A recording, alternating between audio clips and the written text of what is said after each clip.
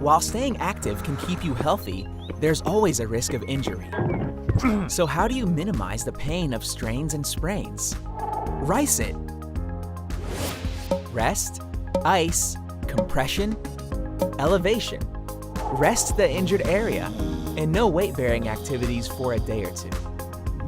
Ice the area for 48 to 72 hours before applying heat. Wrap it in an elastic medical bandage, not too tightly. Elevate the injured body part above heart level to reduce swelling.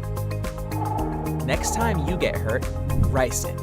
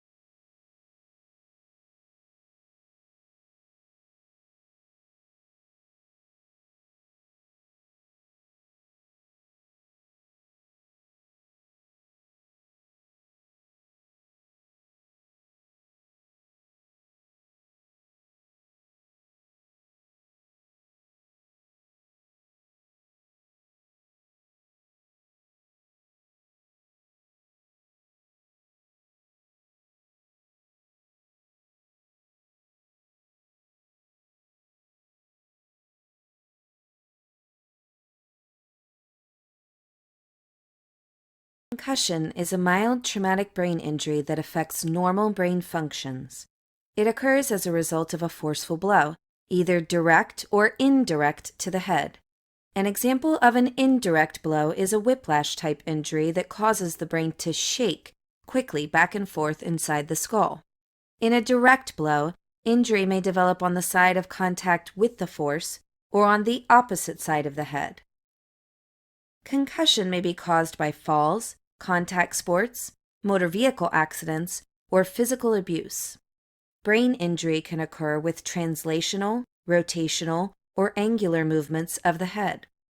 Rotational and/or angular forces cause the brain to twist against the brainstem, the thin stalk that connects the brain to the spinal cord, and damage the structures within.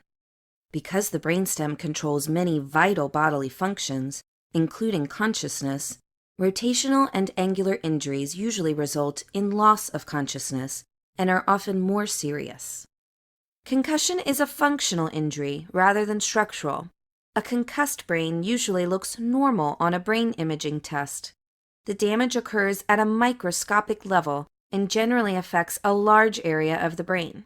The mechanical impact exerted by the blow sends shock waves that diffuse through the brain tissues, stretching and possibly shearing membranes of neurons, especially along the long axons that are responsible for transmitting signals from one neuron to another. The events that take place during and after concussion are complex and not fully understood, but likely to involve ionic imbalances and energy crisis due to reduced blood flow. Ionic disturbances, such as abnormal potassium efflux and calcium influx, interfere with action potential dynamics, disrupting normal communication between neurons. Reduced blood supply impairs cellular functions and makes the brain more vulnerable to further damage.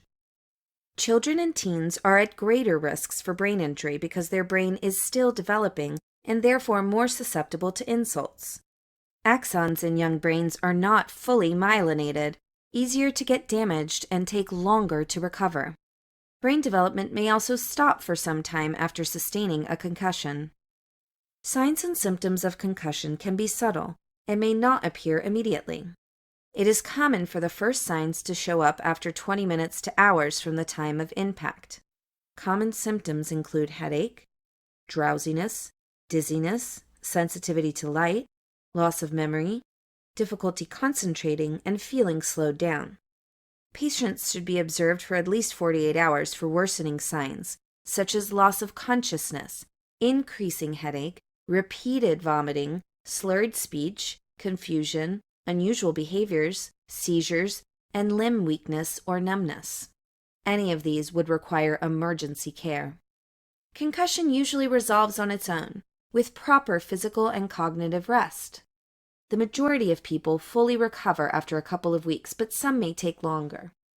During recovery, the brain is much more vulnerable to further insults, and any activities that may potentially cause another impact should be avoided. A repeated injury while the brain is recovering may exacerbate symptoms, result in permanent brain damage, and can